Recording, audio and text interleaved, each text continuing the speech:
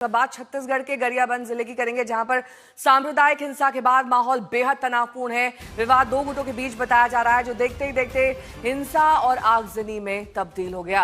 ये तस्वीरें उस हिंसा की आप देखिए, कैसे दो गुट आपस में भिड़ गए, उसके बाद आगजनी भी की गई।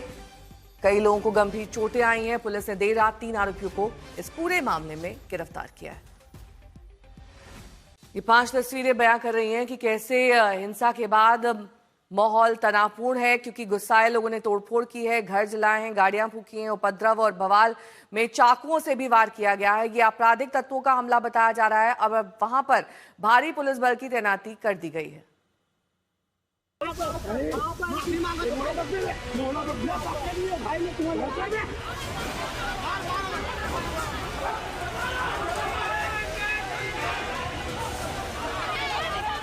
ये तस्वीरें छत्तीसगढ़ के गरियाबंद जिले की हैं, जहां देर रात सांप्रदायिक हिंसा भड़क गई।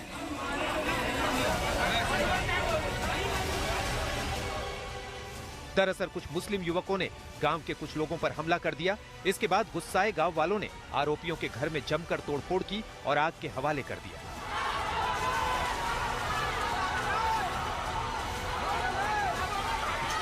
गुस्साए भीड़ ने कई गाड़ियों को भी आग लगा दी।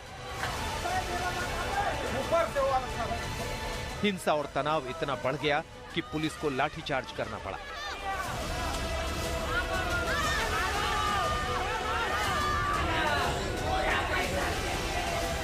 दोनों समुदायों के बीच हुई झड़प में 5 से 6 पुलिसकर्मी भी घायल हो गए। उन लोग आए कार में, हम लोग रुके वहीं पे बाइक में, 2 लड़के मतलब मैं और उमेश।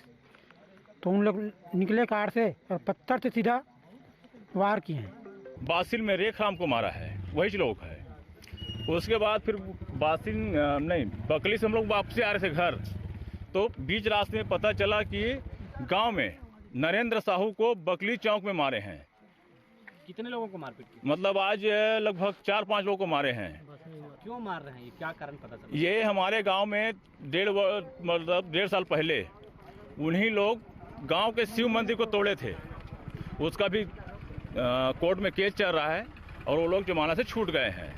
लगता है वही विवाद से लेके गांव के ग्रामीणों को जहां जहां भी मिल रहे हैं उनको मार रहे हैं। हिंसक झड़प दुधकैया गांव में हुई।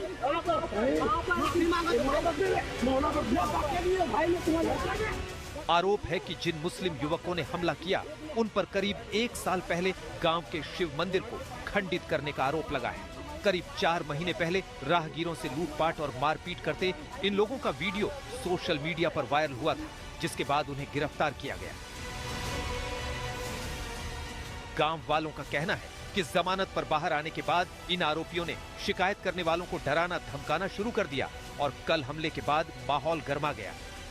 आरिफ नाम का पुराना आरोपी है, उसके द्वारा गांव में आके ग्रामीणों के साथ मारपीट किए और पास में 2 गांव में भी जाके उसके द्वारा मारपीट किया गया था, जिस पर से थाना राजीव में 3 FIR हुआ है। और उसके बाद ग्रामीणों के द्वारा आक्रोशित होकर गांव में उसमें घरों का उनका घेराव किए और घेराव करके उनके घरों में आगजनी किए और तीनों आरोपी गिरफ्तार हो गए हैं और अभी स्थिति सामान्य है। तनाव को देखते हुए फिलहाल गांव में भारी पुलिस बल तैनात किया गया है।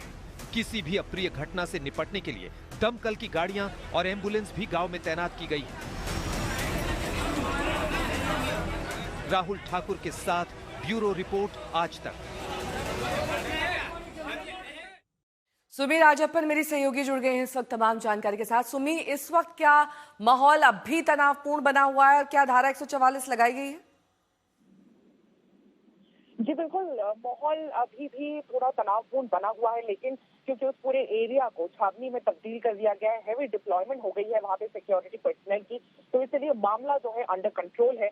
ये पूरा मामला बहुत दिन से इनफैक्ट ये अंदर ही अंदर फूट रहा था।